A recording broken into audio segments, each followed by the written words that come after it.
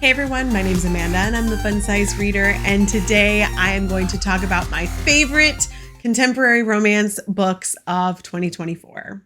If you saw my last video, I talked about my favorite romantasy or fantasy romance reads of 2024, and this video is going to be devoted strictly to contemporary romance. Now, there were a ton of great contemporary romance books that I read this year, but I tried to pick the ones that really stuck with me, ones that I couldn't stop thinking about because I love so many of them, right? They just make me feel good and I love the authors, and tons of them are auto by authors on my list. It was very hard to choose, but I picked 5. I stuck with 5 this time because there were just a lot to choose from, but I loved these ones. Absolutely loved them and highly recommend them. These are in no particular order. I am just pulling them from the stacks. The first one is an auto by author for Amanda. We know we love a good Tessa Bailey book, and I'm so excited that I'm going to be seeing her soon at her signing for her newest book in this series particularly, and I can't wait for it. But the first one is Fangirl Down by Tessa Bailey. I also really loved The Au Pair Affair. I just wanted to pick one of the series, so I picked the first one. I thought this book was super spicy. Okay, super spicy. It was like high end of Tessa spicy. Okay, but super cute. And I loved Wells and I loved Josephine. And I really truly loved the type 1 diabetes representation in this book. I thought Tessa did an amazing job with it. It is near and dear to my heart, and so to see it represented so well in a book just made me really happy, especially being on the side of somebody that cares about somebody who is a type 1 diabetic. Like that, she just did it so well, and I really connected to it. So I loved this book.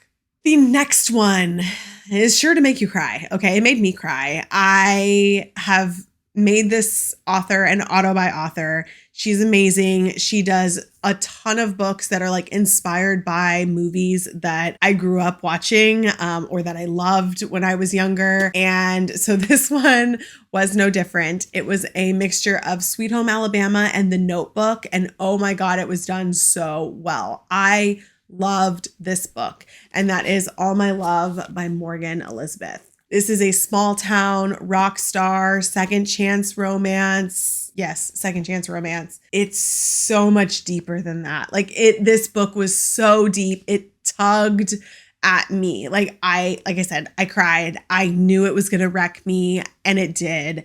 And I couldn't stop thinking about it. I loved it so, so much. And the way that Morgan did the mental health representation and the way that she did the narcissistic family representation, she nailed it. She nailed it. So I couldn't put this list together without this book being on it. Absolutely recommend. But she gives you a warning. You might need tissues and a therapist on speed dial for this one. Sorry in advance. She's not kidding. She's not kidding. So take heed. Read the trigger warnings. The next one is another auto by author for me, which is Meghan Quinn's Bridesmaid for Hire. I loved this book. I thought it was so fun. I didn't want it to be, it was really long, but I didn't want it to be over. It was super sexy, super spicy, super funny. It was a tropical island, but also had deeper family connections. And I just really enjoyed this book. It pulled me out of a book slump. It was great. Loved it. Highly recommend. And the last one, which I saved for last, not because I'm saying that it was my favorite, but it might have been my favorite. I don't know. This book, you guys, this book changed my chemical makeup. I loved this book so much. Brynne Weaver did something to me with this book, and I don't know if I'll ever feel the same reading another book ever again. Butcher and Blackbird.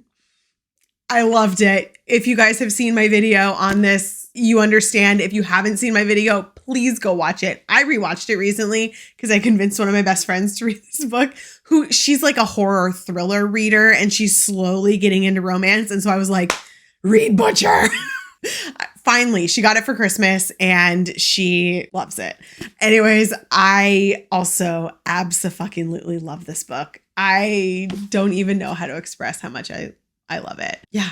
That's it. That's all I can say. If you know, you know. If you don't know, maybe you want to know. I'm not sure, but read the trigger warnings. They weren't that bad for me, but it was so different and so unique and so tense and just, it was perfect. It was perfect. I loved it.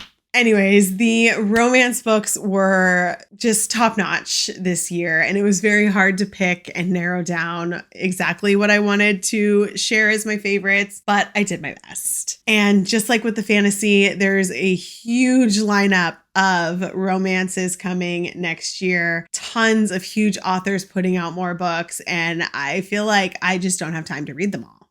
There's going to be that many. But if you haven't read all of these yet, I hope you take a look at them. They were my favorites of the year, and I can only imagine what this year is going to be. If you like what I have to say about books, or you like my recommendations, maybe you should check out the book that I wrote, which is Dawn of Hope by Amanda Breyer. It is about a secret princess who goes on a journey with a mysterious stranger to find a magical cure in a mythical land. It is a fantasy romance. I know that this is a contemporary romance video, but it's still my channel.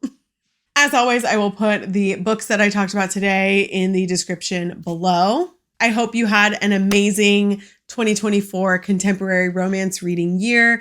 Thank you so much for coming to talk to me about my favorites. Make sure to leave comments down below and let me know what your favorites were so that I can add them to my TBR if I haven't already read them yet. And thanks so much for chatting today, and I'll see you guys next time.